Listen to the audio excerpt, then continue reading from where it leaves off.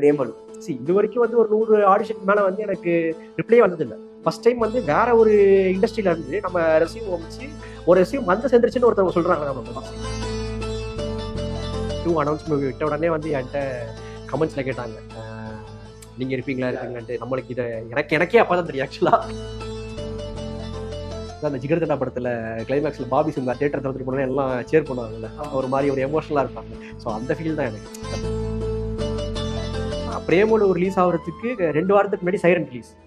நான் என்ன plan பண்ணியிருந்தேன்னா, okay இப்போ சைரன் ரிலீஸ், இன்னும் 2 வாரம் கழிச்சு பிரேமலு, அதுக்கடுத்து ஒரு 3 வாரம் கழிச்சு வருஷம் விசேஷம் ரிலீஸ். பட் ஆனால் பார்த்தா சைரன் நான் தியேட்டர்ல போய் பார்க்கும்போது என் சீன் வரல. ரொம்ப வருத்தமா இருந்துச்சு. இன்னுமே வந்து எனக்கு தமிழ்ல ஆஃபர்ஸ் கிடைச்சா எனக்கு பெட்டரா இருக்கும். ஏன்னா எனக்கு இன்னுமே நம்ம மக்களை வந்து நான் என்டர்டைன்மெண்ட் பண்ணுவேன். 100 தமிழ் பட ஆடிஷனுக்கு வந்து 100க்கு மேலேயே இருக்கும். எல்லாத்துக்குமே வந்து இந்த மாதிரி கேஸ்டிங் கால்ல ஒரு போஸ்டர் வந்துச்சுன்னா நம்ம அந்த மெயிலுக்கு வந்து ரெசியூம் பண்ண போனோம். ஆனா இன்ன வரைக்கும் எனக்கு ஒரு தடவை கூட ஒரு தமிழ் ஆடிஷன்ல இருந்து அந்த மாதிரி ஆரம்பிச்சு எனக்கு ரிப்ளையே வந்தது கிடையாது. எனக்கு அட்லி சார் படத்தில் நடிக்கணும், லோகேஷ் அண்ணா படத்தில் நடிக்கணும், நெல்சன் படத்தில் நடிக்கணும்னா ரொம்ப ஆசை. ஆக்சுவலா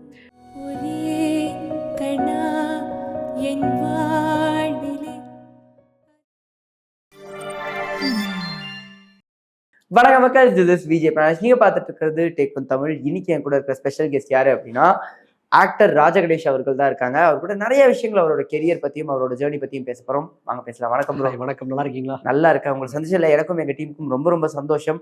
தமிழ் சினிமால இப்போ மலையாளம் சினிமாவோட இம்பாக்ட் வந்து ரொம்ப ஜாஸ்தியா வந்துகிட்டு இருக்கு.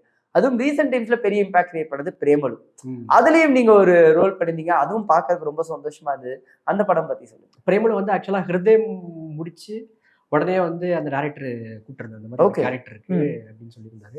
நானுமே ரெசியூம்லாம் அமைச்சிருந்தேன். ஓகே, இந்த மாதிரி நீங்களும் சொல்லுங்க அப்படின்னு. அவருடைய சூப்பர் சரண்யான்ற படம் வந்து எனக்கு ரொம்ப பிடிக்கும். அதுவும் மலையாளத்துல நல்ல ஹிட் தான். ஸோ அதுலதான் மமிதா வந்து ஃப்ரெண்டு கேரக்டர் பண்ணியிருப்பாங்க. அந்த மெயின் லீடுக்கு வந்து ஃப்ரெண்டு கேரக்டர் பண்ணியிருப்பாங்க. ஸோ அவங்க அப்படியே பிரேமலுல வந்து அவங்க ஹீரோயினா பண்ணியிருந்தாங்க. ஸோ ஒரு கொஞ்சம் மாசம் கழிச்சு வந்து கிரீஷ் என்கிட்ட சொன்னார், இந்த மாதிரி ஹைதராபாத்ல ஒரு படம் பண்றோம், அந்த படத்துல வந்து ஒரு கேரக்டர் இருக்கு, உனக்கு ஓகேனா நீ வந்து ஆக்ட் பண்ணலாம் அப்படின்னாரு. ஸோ எனக்கு வேற என்ன வேணும், நம்ம அதுக்கு தானே வெயிட் பண்ணிட்டு இருக்கோம். ஆமா, டக்குன்ட்டு போயிட்டு அந்த படம் நடிச்சது எனக்கு நல்ல எக்ஸ்பீரியன்ஸ் ஆக்சுவலா. ஏன்னா எல்லாமே வந்து நம்ம ஏஜ் கேட்டகரியில ஒரு யங்ஸ்டர்ஸா ஒர்க் பண்ண படம் பிரேமலு. ஸோ அது நல்லா உங்களுக்கு ஜாலியா இருந்துச்சு. மெயினா எனக்கு தியேட்டர்ல அந்த படம் எல்லாம் எல்லாருமே பார்க்கும்போது அந்த நீங்க அந்த பர்கர் தூக்கி போடுற சீன் வந்து தியேட்டர் வந்து ஒரு மாதிரி ஃபன்னா அந்த இடத்துல சிரிச்சு சந்தோஷமா இருந்தாங்க. நம்மளோட ஃபேஸ் நம்மளை வந்து ஸ்கிரீன்ல பார்க்கும்போது ஆடியன்ஸ் என்ஜாய் பண்றது, சியர் பண்றதை பார்க்கறது ஒரு தனி சந்தோஷம். உங்களுக்கு அந்த ஒரு மொமெண்ட் எப்படி இருந்தது? அந்த ஜிகர்தண்டா படத்துல கிளைமேக்ஸ்ல பாபி சிங் தியேட்டர் திறந்துட்டு போனா எல்லாம் சேர் பண்ணுவாங்கல்ல, ஒரு மாதிரி ஒரு எமோஷனலா இருப்பார்ல. ஸோ அந்த ஃபீல் தான் எனக்கு. இப்போ எல்லாருமே சொல்றாங்க, நீ ரொம்ப லக்கி, நீ நடிச்ச படம் எல்லாமே பிளாக் பஸ்டர் அப்படின்ட்டு. ஏன்னா நம்ம டெபியூவா நடிச்ச காஞ்சனா 3 படம் வந்து 100 crores படம். அது அடுத்து ஹிருதயமும் அதே மாதிரி தான் 100 crores, பிரேமலும் 100 crores. இப்போ இந்த வருஷம் விசேஷமும் தொடப்போகுது, 50 crores அச்சீவ் பண்ணிருச்சு. அது வந்து எப்படி சொல்றது, நான் வந்து ஒரு 7 வருஷத்துக்கு முன்னாடி அவ்வளோ கஷ்டப்பட்டிருக்கேன். நான் நிறைய சீரியல்ஸ் படங்கள்லாம் வந்து டெட் பாடியா நடிச்சிருக்கேன். நான் ஜூனியர் ஆர்டிஸ்டா இருக்கேன். புரியுது. நிறைய பேர் வந்து வாய்ப்பு தரத்துக்குலாம் அவ்வளோ இன்சல்ட் பண்ணியிருக்காங்க நம்ம இண்டஸ்ட்ரியில் ஆக்சுவலா. ஸோ அந்த கஷ்டம்லாம் நிறைய டைமுக்கு வந்து நைட்டெல்லாம் அழுதுருக்கேன் நான். நம்மளுக்குலாம் ஒன்றுமே இல்லாமல் காணாமல் போயிடுவோமான்ட்டு. ரெண்டாவது அந்த ஏஜ்ல வந்து நான் ஒரு 18 வயசுல இருக்கும்போது ஸ்டார்ட் பண்ணது. அப்போ என்ன சின்ன பையன் தான், ஸ்கூல் முடிச்சுட்டு அப்போ தான் காலேஜ் ஃபர்ஸ்ட் இயர். அப்போ இன்னுமே வந்து ரொம்ப ஏக்கம் இதெல்லாம் வந்து இருக்கும், நம்ம எப்படி அச்சீவ் பண்ண போறோம். இப்போ கொஞ்சம் மெச்சூரிட்டி வந்ததுனால இப்போ ஃபெயிலியர்ஸ் ஃபேஸ் பண்ணாலும் அது வந்து ஓகே, இட்ஸ் ஆல் அந்த கேம்ட்டு நம்ம பழகிடுறோம். அந்த சின்ன வயசுல வந்து ஒரு சின்ன ஒரு விஷயம் கூட நம்மளால தாங்கிக்க முடியாது. ரொம்ப அழகு நான். இப்போ நான் வந்து இப்போ கொஞ்சம் கொஞ்சம் நம்ம ஆசைப்பட்டது எல்லாமே நடக்கும்போது ஓகே பரவாயில்ல, இப்போ நம்ம அந்த டைம்ல வந்து அவ்வளோ கஷ்டப்பட்டதுக்கு தான் இப்போ ஒரு ரெகக்னேஷன் நம்மளுக்கு கிடைச்சிட்டு இருக்கு. இப்போ தியேட்டர்லயே கூட வந்து இப்போ பிரேமலுலாம் வந்து இங்க ஃபீனிக்ஸ் மால்ல பார்த்து முடிச்சுட்டு வெளியே வரும்போது டக்குன்ட்டு விக்னேஷ் கேரக்டர் தானே அப்படின்னு சொல்லிட்டு போனாங்க. அதுக்கப்புறம் வெளியே போனதுக்கப்புறம் ஃபோட்டோஸும் எடுத்துக்கிட்டாங்க. ஓகே, இந்த மாதிரி மூமெண்ட் எல்லாம் பார்க்கும்போது ரொம்பவே நிறைவா இருக்கு. ஆக்சுவலா 20 வருஷமுமே வந்து நான் நிறைய பேர் சந்திச்சிருக்கேன். ஜூனியர் ஆர்டிஸ்டாவே அவங்களோட காலம் பூரா வாழ்ந்தவங்க எல்லாம் நம்ம பார்க்க முடியும். பல சொல்லுவாங்க 30 வருஷமா நான் இந்த ஃபீல்ட்ல இருக்கேன், ஜூனியர் ஆர்டிஸ்டாவே இருக்கேன். பட் வென் யூ டிசைட் நான் பரவாயில்ல, I'm gonna go to Malayalam cinema, நான் அதுக்காக ஒரு சர்ச் பண்ண போறேன், அங்க ஒரு ரோல் சர்ச் பண்ண போறேங்கிறத எப்படி டிசைட் பண்ணீங்க? இல்ல அதுதான், இப்ப நிறைய பேர் வந்து இப்போ ஒரு 20 வருஷம் 30 வருஷம்லாம் வந்து ஜூனியர் ஆர்டிஸ்டாவே அதே இதுல இருப்பாங்க. அதுக்கு என்ன காரணம்னா ஒரு ரிஸ்க் எடுக்கிறதுக்கான தைரியம் நிறைய பேருக்கு வராது. ஆக்சுவலா இப்ப நானுமே வந்து என்ன ஆனாலும் பரவாயில்லன்ட்டு டூ ஆர் டை சிச்சுவேஷனுக்குள்ள போனதுனாலதான் நம்ம வந்து அடுத்தடுத்து முயற்சி பண்ணி எக்ஸ்ப்ளோர் பண்ண முடிஞ்சுச்சு. இப்போ பொதுவாகவே வந்து எல்லாருக்குமே வந்து ஒரு இதை அச்சீவ் பண்றதுக்கு முன்னாடி தடங்களா இருக்கிறதே வந்து அவங்களுடைய பயம் தான். நம்ம அந்த என்ன ஆனாலும் ஃபேஸ் பண்ணிக்கலான்ட்டு நம்ம இறங்கினாதான் நம்மளால வந்து அடுத்த ஸ்டெப் போக முடியும். இப்போ நான் ஜூனியர் ஆர்டிஸ்ட்ல நம்ம போயிட்டு இருக்கும் போது ஓகே நம்ம இதுலயே இருந்துடலாம், இதுவே எனக்கு வந்து கம்ஃபர்டபுளா இருக்கு, எனக்கு வந்து போனா 3 வேளை கறி சாப்பாடு போடுறாங்க, நான் ஒரு 150 ரூபா தராங்கன்றதுக்காக நான் அதுக்கே நான் கம்ஃபர்ட் ஆயிட்டேன்னா என்னால அடுத்த லெவலுக்கு போக முடியாது. என்னுடைய இன்டென்ஷன் வந்து அங்க போடுற மீல்ஸோ இல்ல அந்த 150 ரூபாய் கிடையாது. நம்ம வந்து ஒரு ஆக்டரா அச்சீவ் பண்ணணும், அப்படி வரணும்ன்றதுதானே எய்மா இருந்துச்சு. அதனால நான் ஒரு வருஷம் நான் அதுல இருந்து கஷ்டப்பட்டேன். எனக்கு தெரிஞ்சு போச்சு இதுல இருந்து நம்மளால அச்சீவ் பண்ண முடியாது. அதனால அடுத்து வேற என்ன பண்ணணும்னு தோணும் போது அந்த ஆடிஷன் அட்டன் பண்ணி அப்படி போகும்போதுதான் எனக்கு தமிழ் பட வாய்ப்புகள் அப்புறம் மலையாள சினிமால வாய்ப்பு எல்லாமே கிடைச்சிச்சு. அண்ட் பிரேமலு 2மே அனௌன்ஸ் பண்ணியிருந்தாங்க. அது தட் வாஸ் பிகஸ்ட் ஷாக் மாதிரி இருந்தது, என்னங்க 2 அனௌன்ஸ் பண்ணிருக்கீங்கன்னு. ஸோ அதுல அப்போ விக்னேஷ் கேரக்டருக்கும் மேபி ஏதாவது பேர் வர்றதுக்கு வாய்ப்பு இருக்கு. தெரியலங்க, அது என்ன ஸ்டோரி என்னன்னு கம்ப்ளீட்டா தெரியல.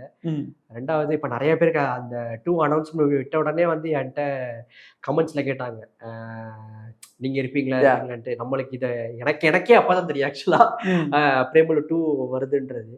பட் என்னன்னா இப்ப நம்மளை திரும்ப கூப்பிட்டா அந்த விக்னேஷ்ன்ற கேரக்டர் இருந்தா நான் நிறைவா போய் பண்ணிட்டு வந்துடுவேன். ரொம்ப சந்தோஷம் தான்.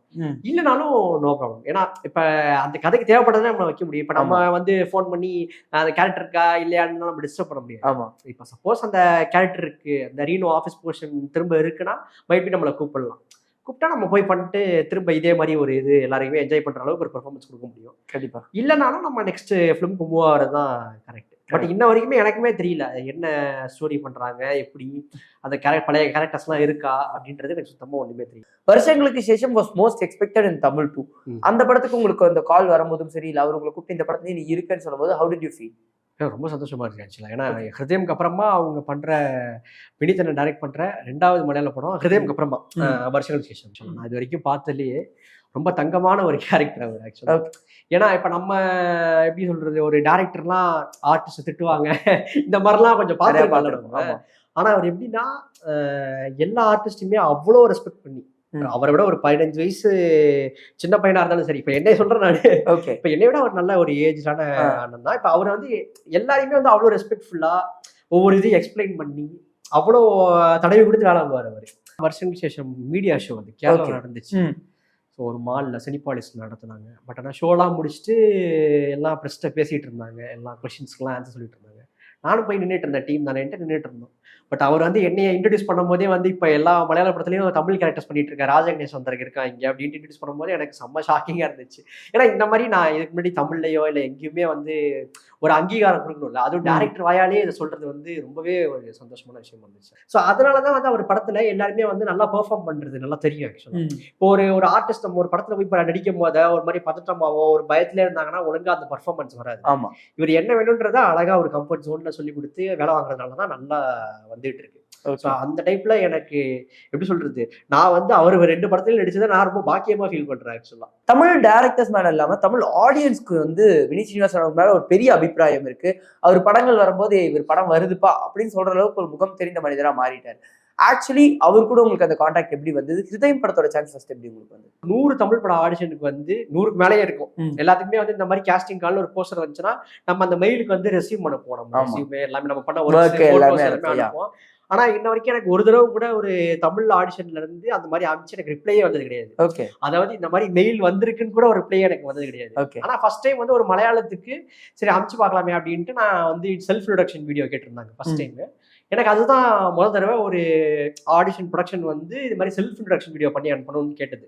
சரின்ட்டு ஒரு நிமிஷத்துக்கு நான் வந்து என்னைய நானே தமிழ்ல இன்ட்ரடியூஸ் பண்ணிக்கிட்டு நான் அந்த வீடியோவையும் அப்புறம் என் ரெஸ்யூமையும் வந்து அவங்களுக்கு அனுப்பிச்சு வச்சு ஒரு 5 மினிட்ஸ்லேயே வந்து எனக்கு இன்ஸ்டன்ட்டா Rajaganesh your resume has been received, we will be notify you regarding the audition அப்படின்ற ஷார்ட்லி அப்படின்ற மாதிரி ஒரு ரிப்ளை இமெயில் வந்துச்சு. எனக்கு அப்பயே ரிப்ளை எல்லாம் பண்றாங்க அப்படிங்கும் போது எனக்கு ஒரு ஹோப் கிடைச்சிச்சு. இது வரைக்கும் வந்து ஒரு 100 ஆடிஷனுக்கு மேல வந்து எனக்கு ரிப்ளையே வந்தது இல்லை. ஃபர்ஸ்ட் டைம் வந்து வேற ஒரு இண்டஸ்ட்ரியில இருந்து நம்ம ரெஸ்யூம் வச்சு ஒரு ரெஸ்யூம் வந்து சேர்ந்துருச்சுன்னு ஒருத்தவங்க சொல்றாங்க நம்ம, அதுவே ஒரு சாட்டிஸ்ஃபைடா இருந்துச்சு, ஒரு நல்ல பாசிட்டிவ் சைடா இருந்துச்சு. நீங்க வந்து தமிழ் டேரக்டர்ஸ் மலையாளம் டேரக்டர்ஸ் 2 பேரோடையுமே ஒர்க் பண்ணிருக்கீங்க. அப்ரோச் பண்றதுன்னு ஒரு விஷயம் இருக்கும்ல. இப்போ தமிழ் டேரக்டர்ஸ் பொறுத்த வரைக்கும் போய் அப்ரோச் பண்றதுங்கிறது ரொம்ப கஷ்டமான விஷயம். நம்ம நெருங்குறதே வந்து நிறைய ஹர்டல்ஸ் இருக்கும். மலையாளம் பொறுத்த வரைக்கும் அது எந்த மாதிரி இருக்கு? இங்க வந்து டேரக்டர்கிட்ட போயிட்டு ஈஸியா நம்ம பேச முடியாது, டவுட் கேட்க முடியாது. இப்ப நான் ஒரு படத்துல வந்து போய் டேரக்டர் போய் பேசலான்னு போகும்போது அசிஸ்டன்ட் வந்து என்ன டவுட் ஏன்ட்ட கேளு அப்படின்ற மாதிரி அசிஸ்டன்ட் சொன்னாப்புல. சேம் வந்து ஹிருதயம் நான் ஒர்க் பண்ணும்போது என்ன ஆச்சுன்னா, ஷூட் போயிட்டு இருக்கும்போது திடீர்னு கோ டைரக்டர் கால் பண்ணி இந்த மாதிரி ஒரு சீன் இருக்கு, ப்ராப்ளம் சால்வ் பண்ற மாதிரி ஒரு சீன் இருக்கு, Okay. நீ மேக்ஸ் 3ல இருந்து ஒரு தியரம் படிச்சுட்டு வந்துரு அப்படின்னாரு. ஓகே. சரின்ட்டு நான் தியரம்லாம் மெமரைஸ் பண்ணிட்டு போய் அந்த கோ டைரக்டர் காமிக்கிறேன். இதானே ஓகேவா அப்படின்னோடனே அவர் என்னை இப்படி பார்த்துட்டு, இதையே நீ ஏன்ட்ட காமிக்கிற, போய் டேரக்டர் கொடு அப்படின்னாரு. டேரக்டர்யா அப்படின்னு நான் கேட்டேன். ஆமா அவர்கிட்ட தானே நீ கேட்கணும் அப்படின்னாரு. அப்பதான் எனக்கு புரிஞ்சு, ஓ இங்க வந்து ஏதாச்சும் டவுட்னா ஸ்ட்ரெயிட்டா டேரக்டர்ல போய் கேட்கணும் போல அப்படின்ட்டு. ஓகே. அப்புறமா போய் வினிதரன்ட்ட காமிச்சிட்டு இது ஓகே வேணும்னா ஓகே பேசுங்க ராஜேஷ் அப்படின்னாரு. இது வச்சுக்கலாம் அப்படின்ட்டாரு. அங்க வந்து எப்படின்னா, இப்ப நம்மளுக்கு ஏதாச்சும் டவுட்டோ இல்ல எதுவா இருந்தாலும் நம்ம ஸ்ட்ரெயிட்டா டேரக்டர்கிட்ட போய் ஈஸியா நம்ம கேட்டு அங்க ஒரு கம்யூனிகேஷன் ஈஸியா பில்டப் ஆகும். அங்க வந்து இந்த ஒரு பிரேக் நடுவுல ஒரு மிடில் மேன் அந்த மாதிரிலாம் எதுவும் இல்ல. we can directly approach. அங்க வந்து எப்படி ஒர்க் ஆகுதுன்னா, எப்படி ஒரு ஒரு கொலாபரேட்டிவா ஒரு ஷார்ட் ஃபிலிம் பண்ணா எப்படி ஒர்க் பண்ணுவோம், ஒரு டீமா, ஒரு எந்த ஒரு ஈகோவும் இல்லாம அப்படி ஒண்ணா ஒர்க் பண்ணுவோம்ல, அந்த மாதிரி தான் அங்க ஒர்க் ஆயிட்டு இருக்கு. ஆனா நம்ம நடிச்ச சீன் தியேட்டர்ல வரும்னு ஆசையா போய் பார்க்கும்போது எனக்கா அந்த சீனை கட் பண்ணி தூக்கும்போது வருத்தப்பட்டிருக்கீங்களா? அது இருக்காது. இப்போ ரீசெண்டா சைரன் ஒரு படத்துல நடிச்சிருந்தேன், ஷிமோகால போய் ஷூட் பண்ணாங்க. ஓகே. ஆமா, அந்த இதுக்கு என் போர்ஷன் ஒன்று பண்ணி தான் நல்லா இருக்கும். ஆக்சுவலா ஜெயில் சீக்வன்ஸ் மாதிரி ஒரு இது. அது ஆக்சுவலா இப்ப என்ன ஒரு விஷயம்னா, பிரேமலு ரிலீஸ் ஆகுறதுக்கு 2 வாரத்துக்கு முன்னாடி சைரன் ரிலீஸ். ஓகே. நான் என்ன பிளான் பண்ணியிருந்தேன்னா, ஓகே இப்போ சைரன் ரிலீஸ், இன்னும் 2 வாரம் கழிச்சு பிரேமலு, அதுக்கடுத்து ஒரு 3 வாரம் கழிச்சு வருஷம் விசேஷம் ரிலீஸ். ஒரு தமிழ் படம், 2 மலையாள படம், 3மே வரிசையா வரும்போது சூப்பரா இருக்கும் அப்படின்றது எல்லாருக்கும் இருக்க ஆசை தானே. கண்டிப்பா. பட் ஆனா பார்த்தா சைரன் நான் தியேட்டர்ல போய் பார்க்கும்போது என் சீன் வரல, ரொம்ப வருத்தமா இருந்துச்சு. பட் அது ஒன்றும் பண்ண முடியாது. கடைசியா டைரக்டர்ஸ் கால் தான் அந்த மாதிரி இல்ல. அப்படி அந்த எண்ட் ஆஃப் தி டே வந்து அது படத்துக்கு கரெக்டா போற ஃப்ளோவை தானே அவங்க பண்ணுவாங்க. அதாவது இந்த ஆண்டனி பாக்யராஜனை வந்து எனக்கு ரொம்ப பிடிக்கும் அவருடைய ஒர்க்ல. அவர் வந்து இதெல்லாம் ஒர்க் பண்ணியிருக்காருல்ல, மித்ரன் சார் படத்துலலாம் ஒர்க் பண்ணியிருக்காரு, நல்லா பண்ணுவாப்புல அவரு. பட் பரவாயில்ல, இந்த படம் நெக்ஸ்ட் டைம் பண்ணும்போது நம்ம நல்லா பண்ணுவோம். கண்டிப்பா அதுல கேட்ச் ஆகும். தமிழ்ல சக்சீட் ஆகணுங்கிற ஒரு ஆசை, தமிழ்ல ஒரு மெயினான ரோல் பண்ணுங்கிற ஒரு ஆசை இருக்கும்ல, அதுக்கான ஆப்பர்ச்சுனிட்டிஸ் வந்திருக்கா? அதை பத்தி சொல்லுங்க. இன்னுமே வந்து எனக்கு தமிழ்ல ஆஃபர்ஸ் கிடைச்சா எனக்கு பெட்டரா இருக்கும். ஏன்னா எனக்கு இன்னுமே நம்ம மக்களை வந்து நான் என்டர்டைன்மெண்ட் பண்ணுவோம். இப்ப சில பேர் வந்து இப்ப தமிழ்ல ஒர்க் பண்ற சில டேரக்டர்ஸுங்களே எனக்கு தெரிஞ்சவங்க எல்லாம் வந்து என்ன பண்றாங்கன்னா, போன் அடிச்சு பேசுனா, என்ன தம்பி ஃபுல்லா மலையாளத்திலே பண்ணிட்டு இருக்க, தமிழ்ல பண்ண மாட்டியா கேட்கறாங்க. தமிழ்ல கொடுக்க நான் வெயிட் பண்ணிட்டு இருக்கேன். நான் ஆக்சுவலா சீரியஸா வந்து இப்ப தமிழ்ல எனக்கு நல்ல நல்ல கேரக்டர்ஸ் வந்துச்சுன்னா நான் ரொம்பவே வெயிட் பண்ணிட்டு இருக்கேன் பண்ணணுன்ட்டு. எனக்கு அட்லி சார் படத்தில் நடிக்கணும், லோகேஷ் அண்ணா படத்தில் நடிக்கணும், நெல்சன் படத்தில் நடிக்கணும்னா ரொம்ப ஆசை ஆக்சுவலா. நானும் முயற்சி பண்ணிட்டு இருக்கேன். ஸோ எப்படியோ ஒரு வே கிடைச்சு, அவங்க கான்டாக்ட் கிடைச்சு நம்ம அவங்க படத்துல நடிச்சா கொஞ்சம் நல்லா இருக்கும். ஆமா, ஏன்னா எனக்கு இவங்களாம் வந்து ரொம்ப பிடிச்ச டைரக்டர்ஸ். கண்டிப்பா. அண்ட் இந்த ஒரு இன்டர்வியூக்கு ரொம்ப ரொம்ப தேங்க்ஸ். Thank you so much.